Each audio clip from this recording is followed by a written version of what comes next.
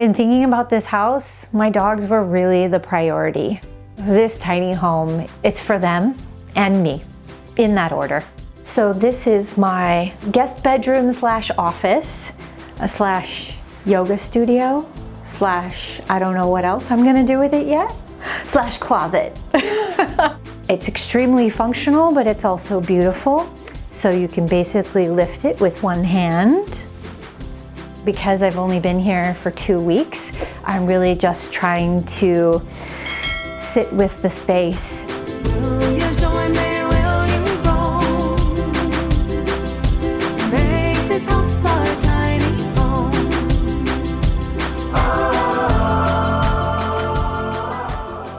Hi, I'm Harmony. Welcome to my tiny house.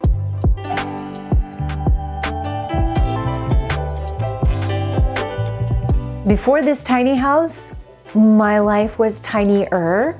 I actually lived in about 200 to 250 square feet for the past 10 years.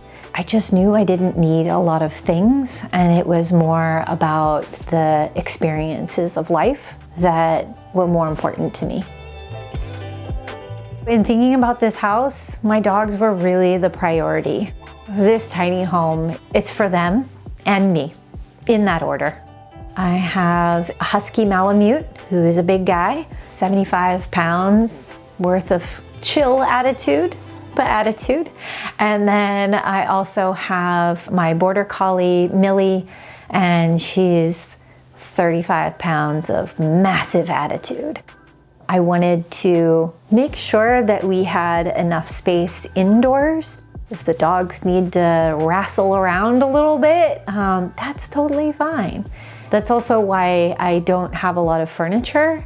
I like the idea of being able to just move everything out of the way and let the dogs play, if that's what they want to do.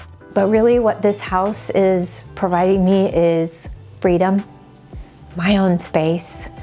I can do whatever I want to the walls. If my dogs eat the floors, well, that's just on me. I did not build my house myself. I decided to go with a builder. I went with Mint Tiny Homes. I think the base model is around $143,000. Once I did all of the design changes and upgrades and etc., it came out to about $155,000. They're definitely not the cheapest. And they're not even midpoint, but they're definitely not the most expensive. So my tiny house is parked in Tiny Tranquility Redwoods. I'm very excited to be here. The rent for my space here is $750 a month, and that includes water, sewer, and trash. But to have the property management team just so invested in making this a beautiful place to live, that just is the thing that strikes me the most. So my house is 400 square feet. It's 40 by 10, so it's a little bit wider than some of the standard tiny homes. And I tell you that 2 feet really makes a difference. It just makes it feel so much more spacious. So the deck that's here was already here in the park. It's really beautiful. They have a nice ramp here to access it. It's fully covered, so you do get some light, but it also protects you from the trees. This is really just a beautiful spot because you get sun in the morning when it comes up in the east, and then in the afternoon you get the beautiful shade of the trees, which is fantastic. You can also see out onto the rest of the property, and so it really just does feel extremely spacious and open, and yet still pretty quiet. Propane for my propane stove, and this is the outside part of my mini split. When the house was delivered, it was plug and play. There's no instructions needed. The person who delivered it, he did all the setup, which was fantastic. Mint provided all of the hookups that were needed. So they provided this hose for the water, and then they also provided the electrical wiring, which again is just like a really big extension cord, but they provided that, and so it's just plug it in. And then down this way, they provided all of the sewage hookups, and mine may look a little different from others because it is plumbed for a composting toilet. So once I get that composting toilet in, I would only have the one spigot out from the rest of the house. There are some leveling jacks. A few of them in the front are bolted onto the house and are there during transport, and then they provide extra ones here that get installed right when the house is delivered.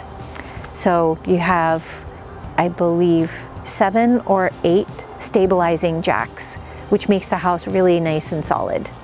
Welcome to the inside of my tiny home. This is my kitchen. It's almost standard to what the builders had as part of their layout, except I removed the island because I wanted more space, and I kept it very simple with a smaller refrigerator than most. The butcher block countertop is standard, as well as the 3-burner stove. They typically do have a microwave, but I asked them not to put that in. They also typically have a dishwasher and all the creature comforts, but I decided I wanted space, the floor space for my dogs and myself, and so I asked them to remove that. And I still have loads of space, more storage than I had had in my previous place. I actually counted all of the cabinets and everywhere I had placed food and things, and I had more than I actually really needed, which is great. So for my heating and cooling, I have a mini split, and it has a lot of functionality that I haven't even used yet. I believe there's a dehumidifier in it as well, but it does heating and cooling. I also have there's electrical heating units around throughout the entire house, as well as propane forced air heating as well. So in the winter, it'll keep the flooring kind of nice and warm. It's their version of heated floors. And then what I had done differently with this house than most will have a ladder, but being that this house is going to be something that I want to live in for many, many years, and I am not getting any younger, I didn't want a ladder, and I didn't want it to be a useless, wasted space. So I asked for a folding staircase to be put into my space. And that is right here. It's extremely functional, but it's also beautiful, and it's really easy. So you can basically lift it with one hand, even mine, and it just locks against the wall. There's 2 locks there.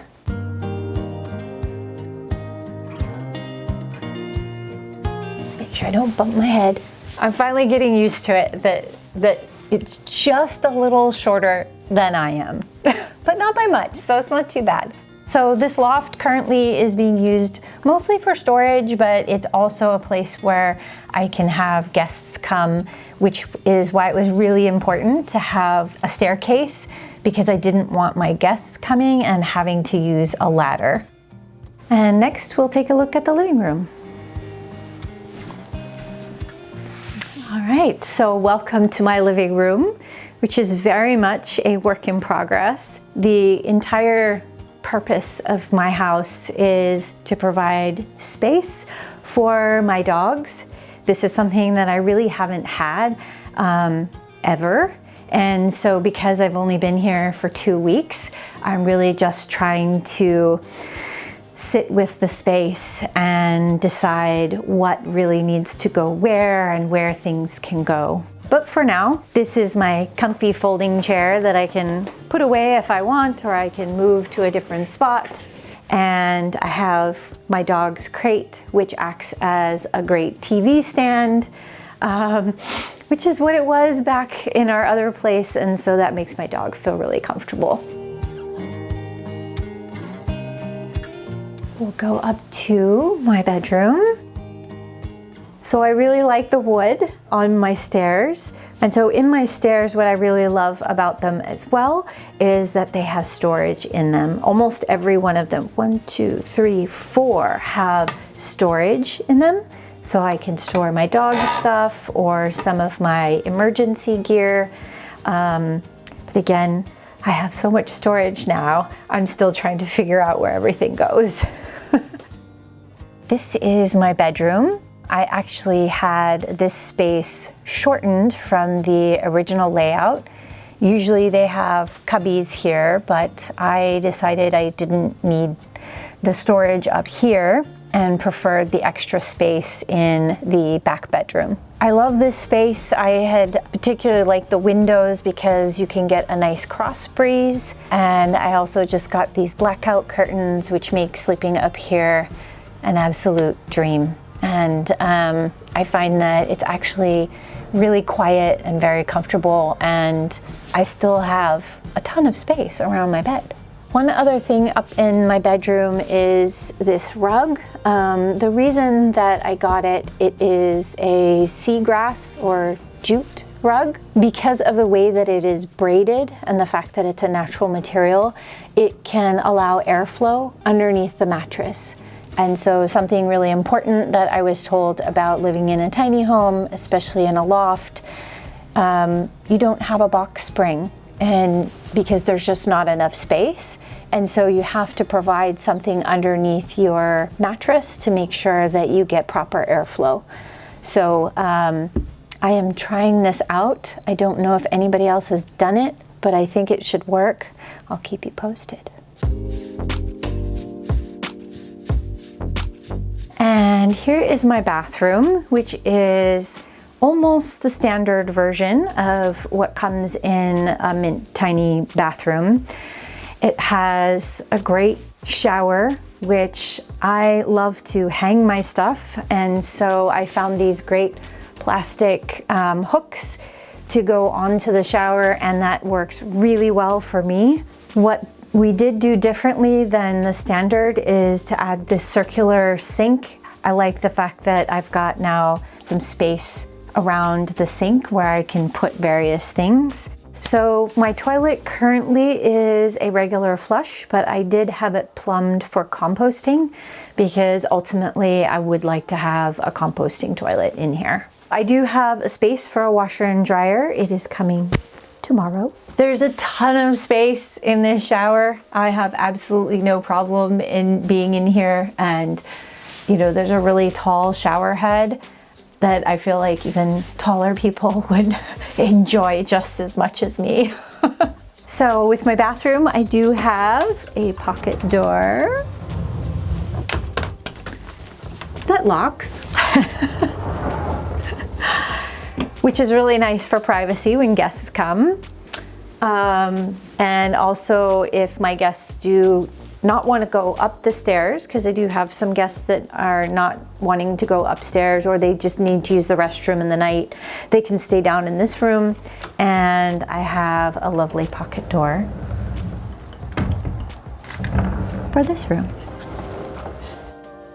So this is my guest bedroom slash office slash yoga studio slash I don't know what else I'm gonna do with it yet, slash closet. So I will be working from home, and so this is my office setup so that I can have conference calls or one-on-one meetings with people. And then I have my closet space. It's basically storage, lots of storage. I love these mirrors, and they make such beautiful designs now. And so I'm just waiting for the rest of them to come in so that I can finish it off, and then have a really nice alternative to normal mirrors that, again, during moves could possibly fall and break. But these are plastic and they stick and will be great so that when I'm doing my yoga, then I can kind of see what I'm doing and have also just a really nice reflection of what's going on outside of my door and my window.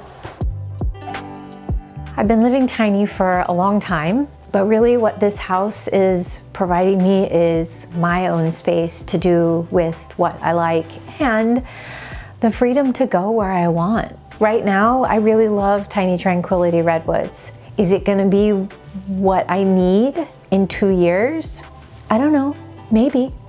And if it's not, I can take my house with me. There's just so many more options with a tiny house like this that I kind of think, why would people not want to do this? If you like this week's episode, please make sure to like, share, and subscribe. And check back soon because we have new unique home tours publishing all the time. And if you'd like to join our team and get access to members-only content and unique perks, make sure you click on the join button below.